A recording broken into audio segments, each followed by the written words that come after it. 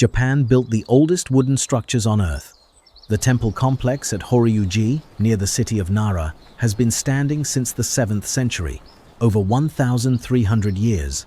Its wooden beams were cut and joined without a single nail, and the whole frame has survived earthquakes, typhoons, and centuries of humid Japanese summers that would rot most buildings to dust.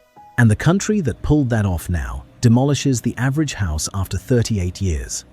The Japanese government officially classifies a wooden home's useful life at 22 years. After that, the structure is considered worthless, not run down, not in need of repair, worthless. The land it sits on keeps its value, but the building itself is treated like a used car past its warranty.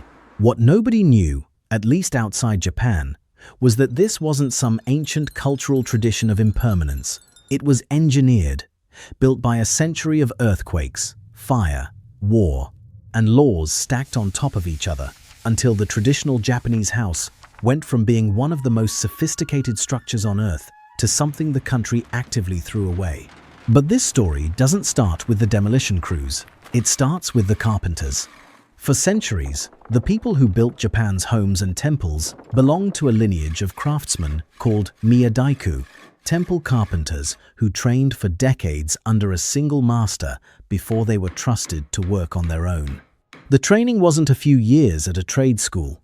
A miyadaiku apprentice might spend 10 years just learning to sharpen his tools properly before he ever made a structural cut. The knowledge passed from master to student through direct, hands-on instruction, and the techniques were closely guarded within lineages that stretched back generations. The system these carpenters used was called Kigumi, which translates to wood assembly, and it was built on a simple idea that turned out to be engineering genius. Instead of hammering nails into wood, which would split the grain and create weak points where moisture could enter and rot the timber from the inside, the miyadaiku carved interlocking joints directly into the wood. A protruding tongue called a hozo fit into a matching cavity called a hozoana, and the two pieces locked together like a three-dimensional puzzle. There were over 200 types of these joints. Tsugite joints spliced beams end-to-end to create longer spans without any fasteners. Shiguchi joints connected pieces at right angles, locking posts to beams so tightly that the structure held firm even when external forces were applied. The precision was staggering. Traditional craftsmen worked to tolerances of 1/10 to 2/10 of a millimeter, using hand tools that had barely changed in centuries. That is tighter than what most modern factories achieve today. And the result was not just beautiful, it was seismically smart. The small gaps between joined pieces allowed the wood to expand and contract with the seasons, and more importantly, they let the whole frame flex during an earthquake instead of snapping. A rigid structure resists force until it breaks. A Kigumi frame absorbs it, distributes it, and keeps standing. The same principle explains why bamboo bends in a typhoon while a concrete wall cracks. Japan had figured this out centuries before modern engineers had a word for it. The materials were equally deliberate. The hinoki cypress they used was naturally resistant to rot, insects, and moisture, and it actually hardened with age, growing stronger over the first 200 years after being cut. Bamboo reinforced the walls. Clay plaster sealed the exterior. Tatami mats covered the floors, woven from rice straw in standardized sizes that doubled as the measurement system for the entire house. Sliding paper screens called shoji divided rooms and could be removed entirely to open the house to the summer breeze, turning a closed room into an open pavilion in seconds. The minka, the traditional people's house, was designed to breathe with its environment. It was not fighting nature, it was negotiating with it. This is where the detail that everyone missed at the time comes in. That negotiation depended on an entire ecosystem of knowledge, materials, and trained hands.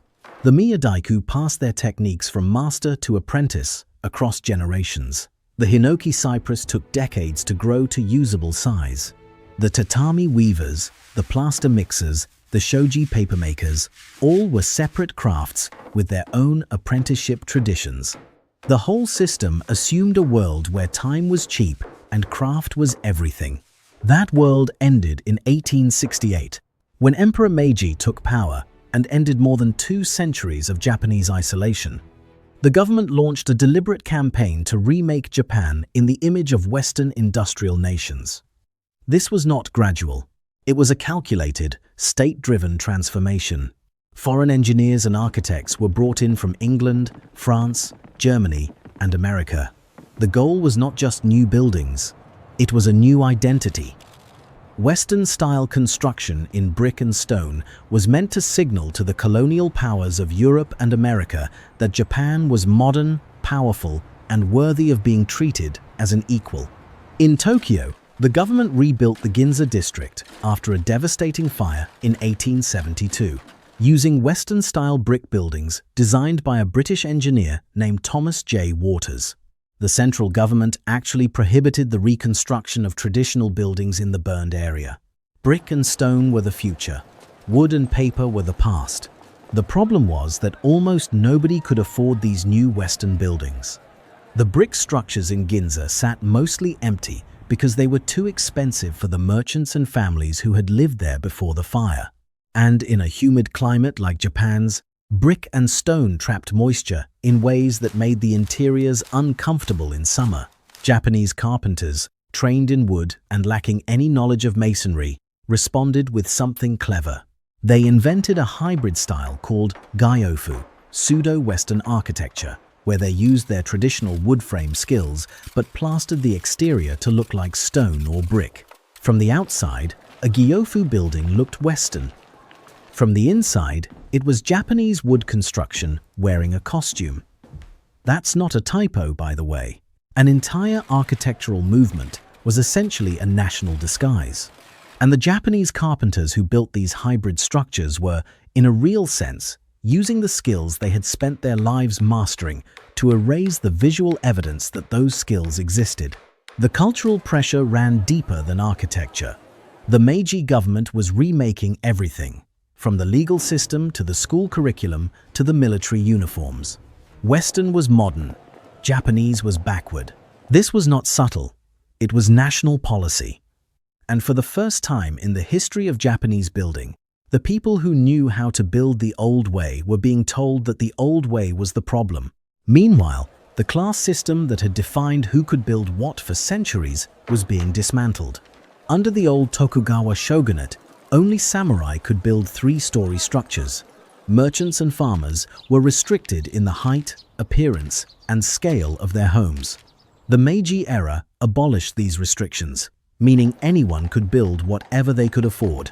And by 1919, a new law actually forbade the construction of tall wooden structures altogether, closing a window of architectural freedom that had lasted only about 50 years. For a while, things actually seemed fine. Traditional wooden houses continued to be built in rural areas and smaller cities, even as Tokyo and Osaka modernized their downtowns. The minka survived in the countryside. The miyadaiku kept training apprentices. 2 Japans existed side by side, the Western-styled cities and the wooden villages, and neither seemed threatened by the other. That didn't last.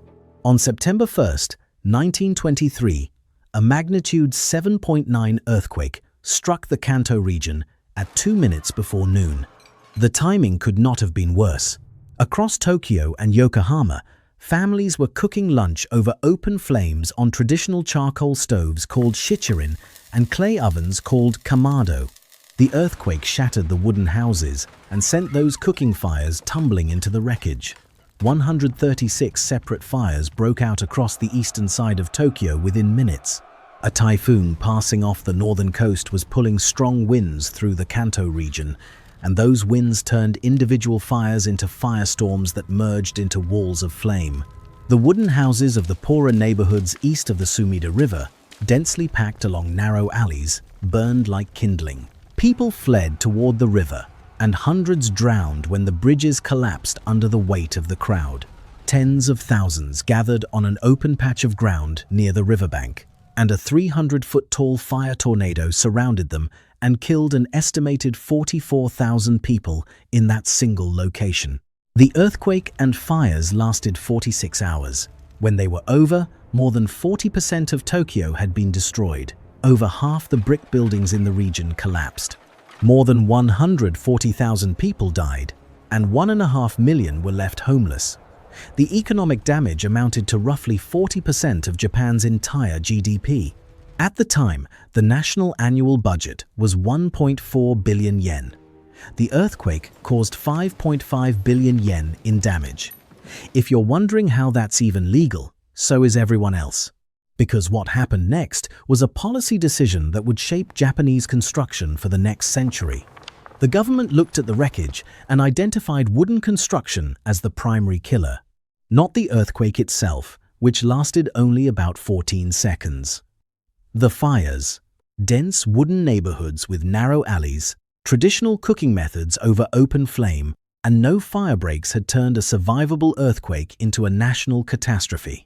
The reconstruction of Tokyo moved decisively away from traditional building methods. Lines of concrete apartment complexes were strung out to act as fire breaks between neighborhoods. Steel-reinforced concrete began replacing wood in public construction.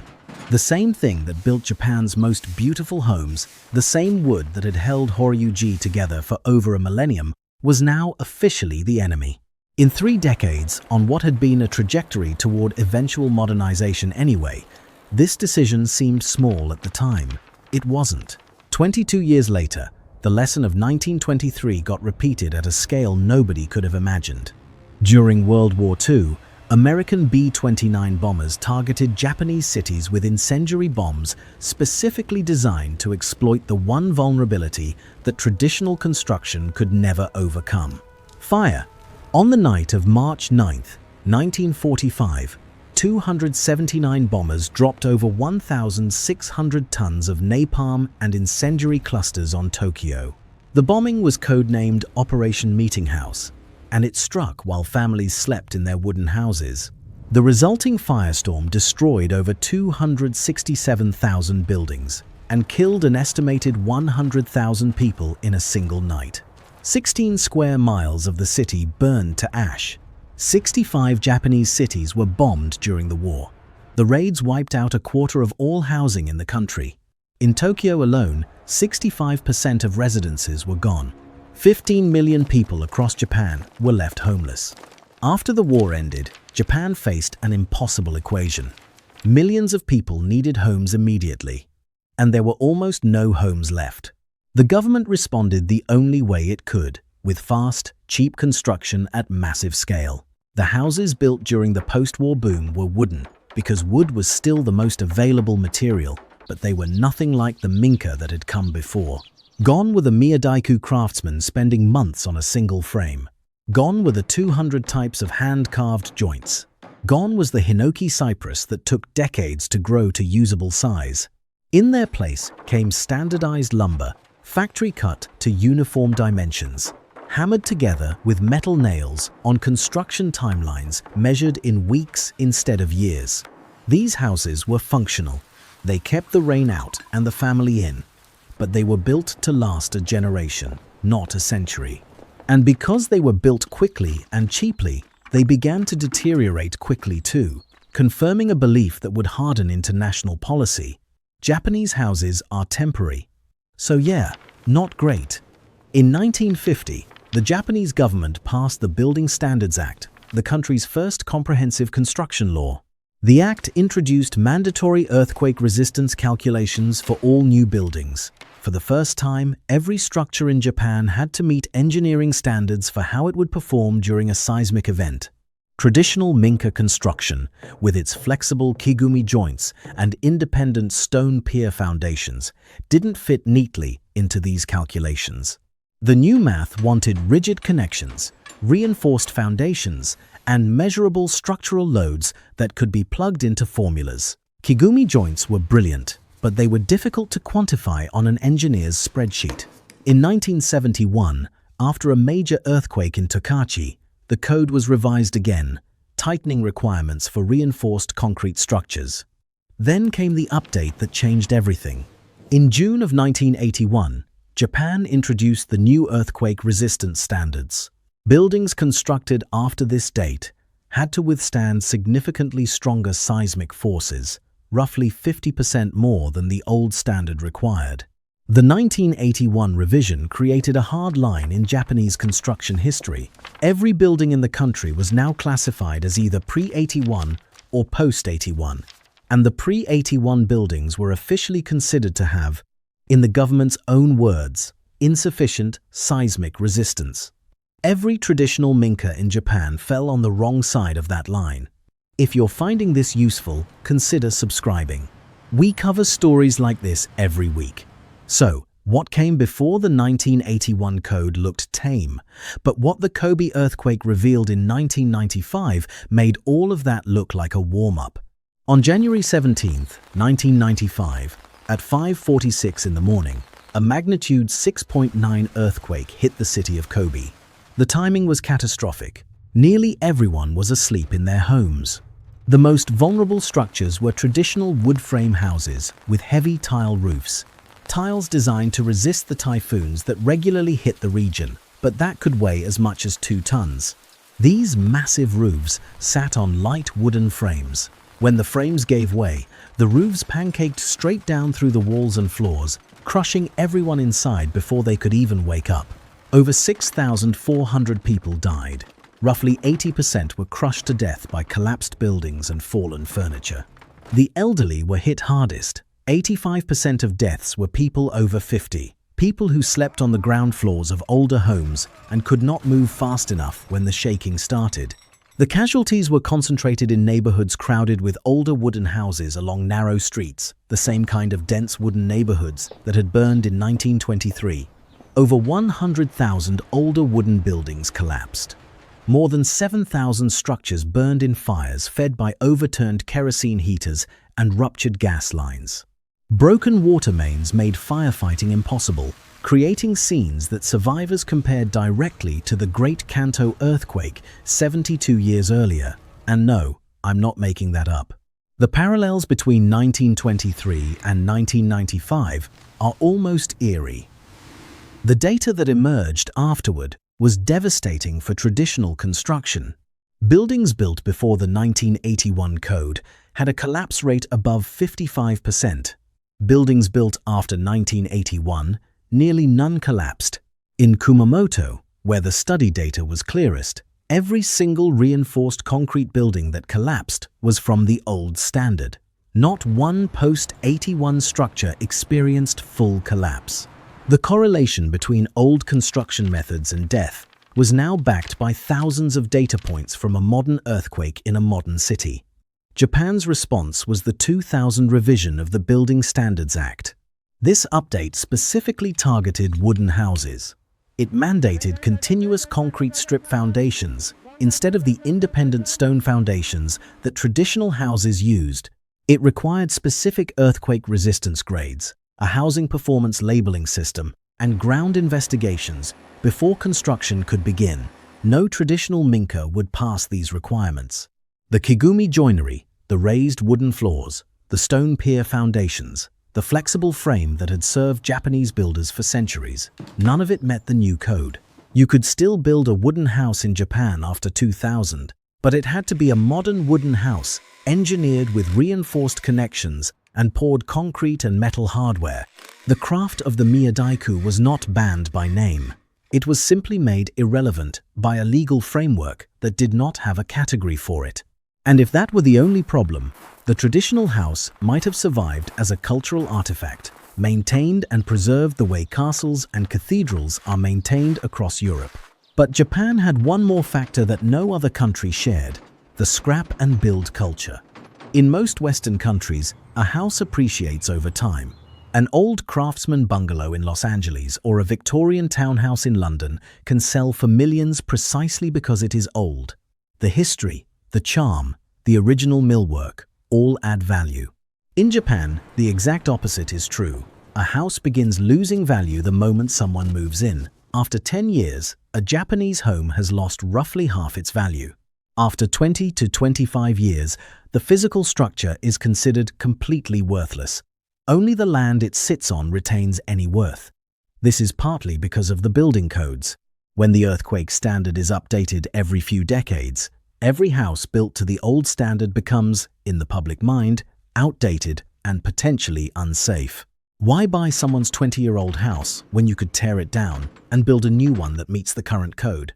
But it goes deeper than safety. The Japanese government sets the statutory useful life of a wooden house at 22 years for tax purposes. After 22 years of depreciation, the house has zero book value. Reinforced concrete buildings get 47 years, but wooden homes get 22. This creates a cycle that feeds on itself.